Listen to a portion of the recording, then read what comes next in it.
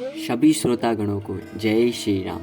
50 days with Sundarkand की इस series में डे 11 में मैं आप सभी का स्वागत करता हूं। मुझे आशा है कि आपको ये सीरीज पसंद आ रही है। डे 10 की सुंदरकांड की कथा को हमने इस दोहे के साथ विराम दिया था।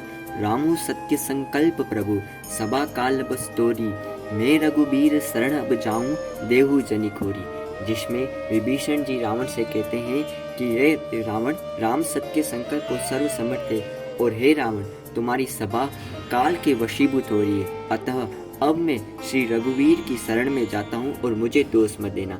जब रावण विभीषण जी को लात मारकर सभा से बाहर निकाल देता है, तब विभीषण जी ये दोहे करके राम की शरण में जाते हैं। आज डे 11 की कथा को हम आगे के दोहे से शुरू करते हैं। जय श्री राम।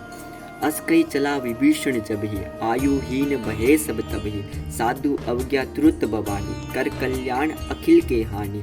रावण जब ही विभीषण त्यागा, बयु विभव बिनु तभी अभागा, चले हर्षि रघुनायक पाहि, करत मनोरथ बहुमन बाहि। देखियो जाई चरण जल जाता, अरुण मृदुल सेवक सुख दाता।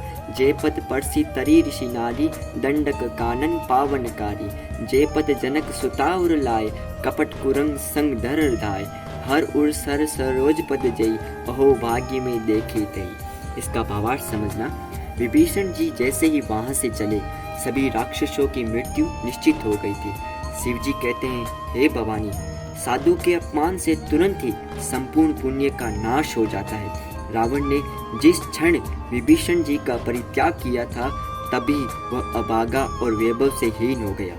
विभीषण जी आनंदित होकर श्री रघुनाथ जी की ओर चले। वे सोच रहे थे कि मैं भगवान की शरण में जाकर उनके अरुण वंदित सुंदर चरणों के दर्शन कर पाऊंगा, जो सेवकों को सुख प्रदान करने वाले।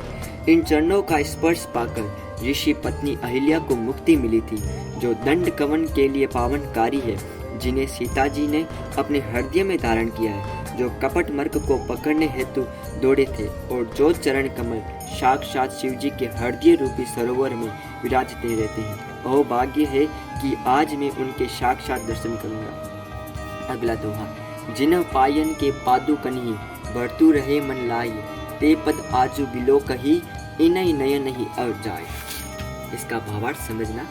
भरत जी ने जिन चरणों की पादुकाओं में अपना मन समर्पित किया हुआ है, आज मैं उन्हीं चरणों के समीप जाकर उनका इन नेत्रों से दर्शन कर सकूंगा। अगली चौपाई। एही विधि करत सब प्रेम बिचाना, आयु सप्ति सिंधु एही पारा। कपिनी विभूषण आवत देखा, जाना कौर प्रदूत विशेषा। ताही राखी कपिस पे ही आए, समाचार सब ताही सुनावे। कह सुग्रीव सुनु रघुराया, आवा मिलन दसानन बाया। कह प्रभु सखा बुझी ही कहा, कही कपीस सुनु नर नाहम। जानी न जाई निशाचर माया, काम रूप के ही कारण आया। वेद हमारा लेन सट आवा, राखयु बांधी मोही असबावा। सखा नीति तुम नीकी बिचारी, मम पण शरणागत भय हारी। सुनी प्रभु बचन हरस हनुमाना, शरणागत भय छल भगवाना। अब इसका भावार्थ समझना। प्रेम में मगन विभीषण जी शीघ्र ही समुद्र पार करके श्री राम जी की सेना की ओर आ गए। वानरों ने उन्हें देखकर समझा कि वे शत्रु के कोई विशेष दूत है। पहरेदार वानरों ने उन्हें वहीं पर रोक दिया और वानर राज सुग्रीव के पास पहुंचकर यह सब समाचार कह सुनाया।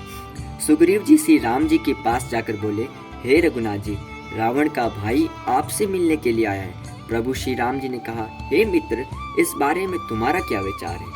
वानर राज ने कहा, हे महाराज, राक्षसों की माया कोई नहीं जानता कि इच्छानुसार रूप बदलने वाला ये छली किस कारण आया है। संभवतः वह मूर्ख हमारा भेद लेने आया है, अतः यही उचित समय है कि उसे बांध लिया जाए।